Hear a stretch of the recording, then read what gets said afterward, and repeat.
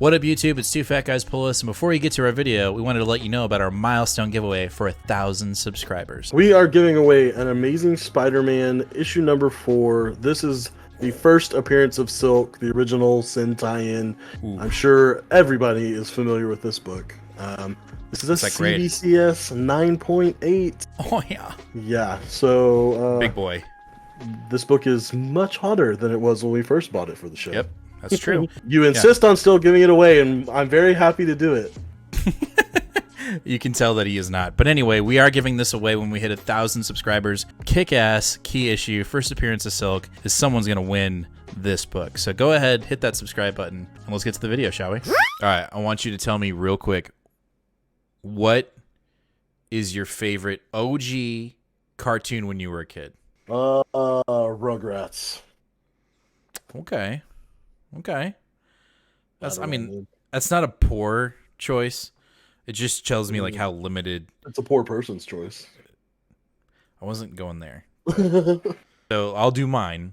Yeah, that sounds better. OG. Man. Okay, OG cartoon that I used to watch when I was a kid that was awesome would be DBZ. Okay, so yeah. Yeah. A lot of that. And then what would be considered, would be embarrassed that I watched, that I like this show, and it's a guilty pleasure, but I don't give a fuck. Oh, I know what it is. It's Gilmore Girls. Nope, but it is Gilmore Girls. I would put that up there. But mine is Sailor Moon. Oh, God. Oh!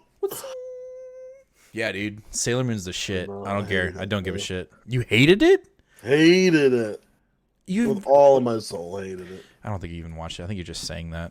You're right. I didn't watch it. Every time it was on, I tried to watch it, and I was like, what's the God? What's there to hate? I don't know. Ask little kid me. I have no idea. I don't remember. We're gonna get striked. Anyway, let's start the show. Yeah, okay. What up, YouTube? It's Two Fat Guys Pull Us. We've got another new comic book day video for you for the week of December 15th. It's payday, yo. It's payday. No, so on payday, you buy comics. This is gonna be good. Anyway, we've got a good show. Decent sized week. I think we got about 16 books. Ooh. Yeah. I mean, I there are a couple books in here I'm like, whatever. But then there's some in here that like I'm excited for. I don't want them to end, but we'll get through it. Anyway. Yeah, we're gonna read it anyway. So let's get into it. We always start off our show with the X books, and we're gonna kick it off with Excalibur issue 28, the last issue. The last issue of Excalibur. But I think we know that Betsy Braddock makes the ultimate sacrifice. Citrine ain't gonna die? Is she gonna die? I don't know. She's gonna make the ultimate sacrifice. Which means Knights of X. Yes. Yeah. That's where we're going. Like that. You know. I mean, we keep saying that, but I watch Knights of X be the stupidest pitch that has nothing to do with this team or Otherworld, and you and I are both gonna be like, what? That's not what. No. Anyway, the only thing that I don't want to say only thing. The thing that I'm just kind of, I think it's going to be, I think we're both right. It's going to be this team in a new book dealing with Otherworld. The question is, well, the ultimate sacrifice is that Betsy's no longer going to be fighting for Britain. She's going to be fighting for Otherworld and mutants. That's what it is. The big surprise and or what what's going to happen is Teenie Howard going to write it? Yeah, I mean, she's writing Catwoman now, right? So, I mean, she just doesn't have an exclusive contract. I don't think she's like leaving Marvel or anything like that. Right. I think so. The title of the first line in the description of this one is Otherworld falls. Merlin and King Arthur have taken Starlit Citadel. Saturnine still lives, but not for long. Betsy Braddock must decide once and for all where her loyalties lie. I almost wonder if she has to decide that she's either going to A, stay Captain Britain and fight for Merlin and King Arthur, or renounce the title of Captain Britain because she's no longer technically fighting for Britain. She's fighting for Otherworld. The latter. They will become the Knights of Otherworld. Yeah, I that's where we're going. Which is why we're getting a relaunch. And also because of Destiny. Quite literally, the last page will be to be continued in the Knights of X, Teenie Howard. Well, I hope so. I very much hope so. Next up, we've got X-Force issue 26 from Benjamin Percy. News. This book started off so well, and now the direction of it is just, I don't know, and it's a book that's going to continue into the Destiny of X. And it's one that I'm, if Wolverine doesn't say I'm out by the end of this issue, I think I'm out on X-Force. And I hate saying that, but it's just not, it just hasn't been there. No, it's not been there for me at all. And I don't really know what to do about it, but. Well, I like the precedent that we set, or the bar that we set for this book in Destiny of X. Cable's part of X-Force. Deadpool's part of X-Force. Wolverine's no longer on the team.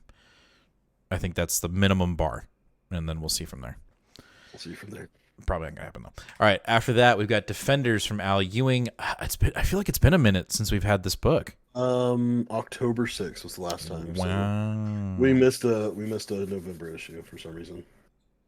Like we read it, but we didn't cover it, or no. It skipped a month. Oh, it skipped a month. Okay. Well, this is some weird Al Ewing goodness. I'm still quite confused, and I'm hoping to get clarity. Mm-hmm. We'll see what happens. This is a 6-part mini, or is it a 5-part? It's a mini, isn't it? It is a mini. It is 5 parts. 5 parts. So this is maybe we'll get some clarity here. We'll just have to wait and see. I think this is going to be one of those things where it doesn't really open up until the last panel of the last page. Jesus Christ! All right, next all come together. After that, we've got Demon Days: Rising Storm from Peach Momoko. This is going to be my God. I'm spacing again, just like last video. My preliminary pick of the week. Preliminary for some reason, and I don't know why. Your PPW. My PPW. That's it. That's perfect. I just slapped that on the PPW. Yep. This little series has been fantastic. Obviously, we have to wait about 3 months every issue, and that's okay. I'm okay with that if it's Peach doing the story and doing the artwork and doing the coloring. This is her book, And the translation, we've talked about that too when the first issue came out. I think it did a wonderful job of it not feeling disconnected from Japanese to English, and I think it's still doing that. And we get Thor, we get Storm, and also our main character, Peach, drew her becoming venomized, and I don't know if that was just like her having fun or if that might happen, but it definitely looked like she was going Super Saiyan, and it was flat. I put it on our Instagram stories the other day. So cool. So looking forward to this one for sure.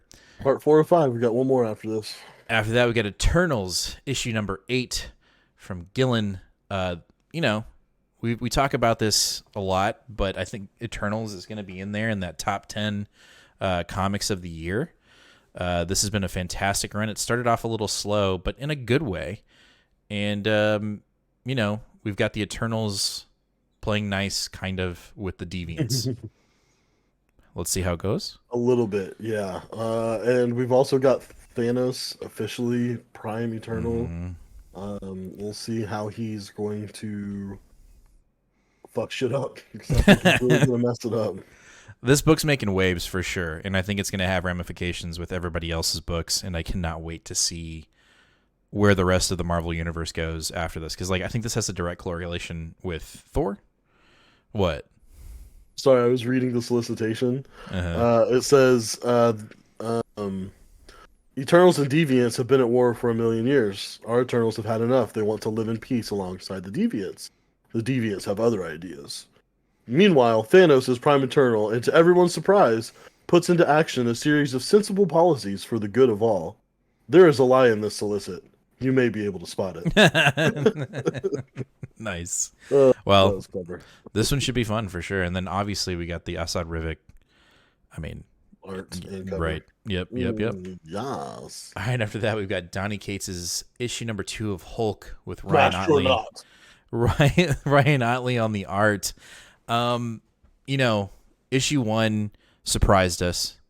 I think issue 2, I think we're going to get even more surprises. I know Ryan teased the new characters, not just one. We're getting a bunch of new characters. And I'm not sure if it's in this issue or if it's in issue 3. But if you're not picking up Hulk, you need to pick up Hulk. Even if it's for just the key issues, we are getting new, brand spanking new characters from Donny Cates and Ryan Otley. You need to be picking this up. Put it in a Mylar. Pick up the second, the third, the fourth, the fifth printings, whatever you want to do, because you'll never know when you, oh yeah, I've got the fifth printing of Hulk #2, and now it's worth $1 million. Yeah, people kind of did that with Venom 3 whenever Null came, and then again when Venom 9 when what's his face? What's his kid's name? Dylan showed up. Yeah, and you know what? Just talk about that. Like our Ron, he showed us a third printing first appearance of Null cover that he had. Did he have it slabbed? No, he didn't have it slabbed, but I'm sure he's going to go get it slabbed. Oh yeah, there's no doubt. So there's some out there. But yeah, pick it up. It's a good story too. Also, this is just a curiosity that hit me. This is Legacy number 769. Nice. I'm curious. Put down in the comments what you think. What's the over/under on Donny Cates being the guy that's writing Hulk whenever we hit Legacy 800? Which they're going to make a big deal, right? Right. I'm sure he will be. That's 31 issues from now, so that means he'll have to get to 33 issues. What's your over/under? What do you say? What did he get to? He got to 35 in Venom. He got to 12 in Guardians. What's the other one that he did that was big? Nothing. I think his next longest run was. He's in Thor Doctor right Strange, now, but yeah. Doctor Strange, and if you consider the Damnation, then I think it was like 14 issues. And then Thor's right now up to 19 issues. So I'm not gonna lie to you, I don't quite know what over under means. Just, do you think he'll be the writer or not by the time we get there? I'm gonna go ahead and say yes. I'm gonna say no. Okay. I'm gonna say he doesn't make it that far. You're probably right. I'm not saying I care one way or the other, because if it's a good run, I want it to keep going. But I just don't know that we're gonna get that far with it. Now, do you think it's because he's just done telling the story that he's telling, or is it because DC gobbles him up to be the next Tom Taylor? No, I think it's just because he's done telling the story. Okay, yeah, that's fair enough. All right, after that, we've got Strange Academy, issue number 14, The Future of the Strange Academy, from Scotty Young and Humberto Ramos. I was trying to roll my R's before I got to them. Anyway, this is also a preliminary pick of the week for me. This book has been fantastic, and I like that we're jumping into the future. I'm glad that we already have solicits into February for this book, so that means we're not going to get see you next never. We're going to get the book. I'm stoked. I'm ready to go. I'm ready to see the future of these kids. I'm ready to see if they drop any hints about Strange, because he did. So we'll see. I think there's a lot of potential for this book. Yep, I think it'll be fun. All right, after that, we've got Star Wars High Republic issue 12. The Nile have shown their teeth, and I am for it. I've been telling you, I'm sick of the dark side vegetation. I'm ready for the Nile, and it seems like they're coming out swinging. Yes, they are, and we've seen one of their hidden weapons that they're going to use against the Jedi. And I think we're probably going to see another one in this issue too. I don't know why, it just feels that way. And then apparently we're finally going to see what's really going on with Skier. His disconnect from the Force and his slowly turning towards the dark side, or at least having non-Jedi council warranted thoughts. Avar Kriss has been very strict on him, so I'm curious to see exactly what's going on there too. Another question, is this a first cover appearance of this character, or was she on another cover? Lorna D. That's a good question. I feel like it's her first appearance because I think it's her first cover for Marvel. Okay. But I believe no. I don't know. I'm looking through the Marvel covers right now. I don't see her in any of these. So what I'm basically saying is there's a potential, first cover appearance here. You got a key. If you're not reading Star Wars High Republic, maybe you want to pick this issue up, put it in a Mylar. I'm trying to get into that game of like, go pick up keys, go pick up first cover appearances, because they might be worth some money soon. I know that there's a High Republic game that just got announced from Star Wars. Oops. So, just saying. Just saying, y'all. Anyway, moving on, we got more High Republic, and we've got Adventures from IDW. This is the annual, and I actually really like the cover, but that's not going to be this. It's not the case inside, but I like the cover. I'm actually not 100% who the artist is because it's not listed in the solicit. Okay. So the cool thing I like about this is quite a large, oversized issue. $7.99 is going to be really big. Wow. All 5 official High Republic writers are going to be on this book. And that includes Claudia Gray and Justina Ireland, who have not been involved in any of the comics whatsoever. Okay. So I'm excited to see them. I've read their work in the novels, very good. So I'm excited to see them being introduced into the comics. It looks like we are going to be getting an adventure from Geode as well, who is a character that is introduced in the books. I think we get a brief panel with him in maybe the 2nd or 3rd issue of Adventures when one of the ships comes and they're helping the people off the planet. Okay. Geode is a rock, and Geode doesn't talk, and Geode doesn't move, and Geode doesn't do anything. Geode is just a rock, and it is very polarizing for some fans because it is taken totally seriously. People look at Geode and they talk to Geode, and it's like, yep, he's a rock, and it makes sense. And some people are like, are you trying to see how fucking stupid I am? That I'll just let this go. And I will be honest, I don't know where I stand with it yet. Okay, that's okay. That's okay. Maybe you'll find out. Let's see what they do with Geode here. Nice. All right, we're gonna jump into our independent. No, we're not. We're gonna jump into DC. Like I literally just brain farted, bro. With Batgirls issue number 1. Yes, I am super stoked for this. The little stories that were in, I believe, Batman. For a while, they were really good. I love the artwork. I'm loving the story. I'll be honest with you. Outside of Babs, I have no real connection to these 2 Batgirls. I just don't know a lot about them, but I want to read more. I'm very intrigued.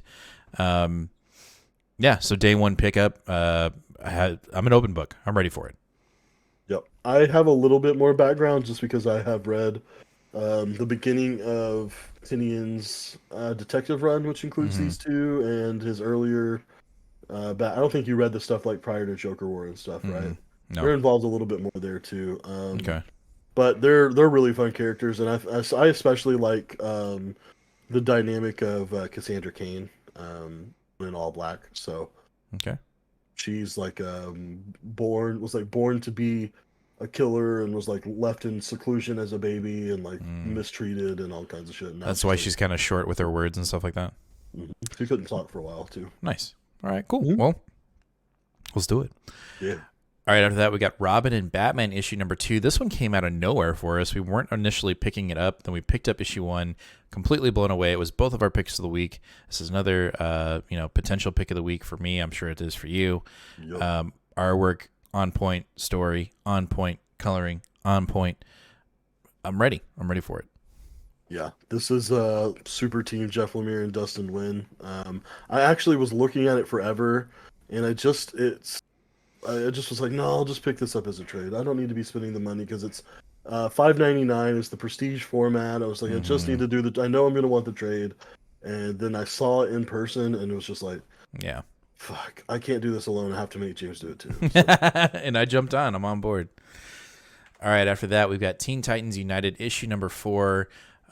Black Star, I believe. It's Starfire's sister. She has corrupted Superboy. And there's a lot going on in this comic. I'm still digging it. I'm loving the artwork. I know you can read it for free on DC's app, but I'm still picking it up at the store. We'll see. I haven't jumped off yet. I felt like I was going to in issue 2, but then it hooked me back in. And so I'm just interested to see where it goes. I want Teen Titans books, right? But I don't want Teen Titans Academy, which is also coming out this week, but it's not on the show because it's poo-poo. And so this is what I want. I'm going to read it. You're going to read it too. I might read it on DC Unlimited or whatever the hell it's called. All right. After that, this is purely a key issue. I am not reading Future State Gotham. I stopped like 3 issues or 4 issues ago, but just giving you all an alert. If you're headed to the shop, after you watch the show or right before, watching this before you go to the shop. Gotham, Future State Gotham, issue number 8, Enter the Next Joker. This is, everyone, key collector, everyone's talking about it. I'd say just pick it up just in case. I know that the Future State is more of a kind of what if kind of scenario right now, or it's not like, it's just a meh, this is what it could have been. But I still think it's notable that you pick it up, see what it is. I mean, it's $3.99. It's not that big of an investment. So I'm just saying, pick it up. Cover A. I think cover B he's not even on it. So this is the first cover appearance of this guy. Nice. Or them. I don't know who it is. This person. Yes. This person or thing on the cover is its first appearance. So that's a good way to say it. Anyway, all right, let's jump into our Independence with Adventureman issue number 7. And I'm sad to say, this might be my last issue of Adventureman. It's just getting a little too deep, and I'm a little lost. I will give this issue. I will do my due diligence and read it, but I'm just saying I'm getting a little. I might drop it. I don't know. It's just the past 2 issues have not been there for me. That's all I'm saying. And the whole dropping the ball and like taking a break, and then the next issue you come back in ends the first arc really threw me off. So we'll see. Maybe issue 7 will save the day, but as of right now, Adventureman is on notice. Uh-oh. After that, we've got BRZRKR issue number 6 from Keanu, Reeves, and Matt Kent. I don't know. This book started off great, and now I probably would have dropped this book if I didn't completely forget about it, because it's been like 3 months since it came out. I understand that. We'll see, man. I mean, maybe that's a blessing in disguise. Maybe issue 6 is the one that just blows it off the doors, and we're just like, oh my god, this is the best book ever. But again, BRZRKR issue 6 potentially on notice. Yeah, for sure. After that, and our last book of the night, it is The Rush issue number 2. Now, if you don't remember, this book was supposed to come out like 3 weeks ago, and then it got delayed, and so we're talking about it again. And hopefully we get it. Hopefully it actually comes out this time. Hopefully it comes out. This one is on notice for me, but we'll see where Spurrier goes. I know you're digging the whole like deep literature language style. Yep. I'm digging more of the mystery and chaos and slaughter or potential slaughter. Well, so, go ahead. I'm digging that too, and it's particular being shown in the Martin Simmons B covers for this series. Mm-hmm. I actually pre-ordered through issue 4 just because I could see the Simmons covers, and they were all amazing. So I was like, I don't even care if the story sucks by this point. I still want those Simmons covers. So, right. Yeah, so I'll be doing that for sure. Yeah, if you're not, if you've forgotten what this is, basically it's like a mining town. We have a mother who is looking for her son who's gone missing. And then we have a mysterious figure who looks like he's part or connected to a giant cosmic spider or something like that, and people are getting eaten. It's crazy. The beginning of issue 1 was great. The beginning of issue 1 for me was just kind of, and then at the end I was like, okay, let's do that again. So I'm sure that's what it'll be a ABA kind of situation, hopefully within the book. Yeah. So we'll see. We'll just have to wait and see. Gotta wait and see, man. All right, so that's gonna do it for our new comic book day for December 15th. Make sure to hit that subscribe button, hit that bell, give us a like, let us know in the comments what you picked up today and what you're looking forward to, and then obviously join us this Sunday at 8 o'clock Central Standard Time, where we're going to be talking about these pulls. We're going to be having our show. Last week was fantastic. A bunch of y'all showed up, and we talked comics. It was great. I feel like the community is growing every day, and obviously, we want you to subscribe because we want to hit 1,000 subscribers so we can give away a really crazy book that we talked about at the beginning of this video. But yeah, so we'll see you guys on Sunday. Read more comics, fam. Bye. Later. Okay, I'm gonna end it now. I'm gonna end it now. I'm gonna end it now.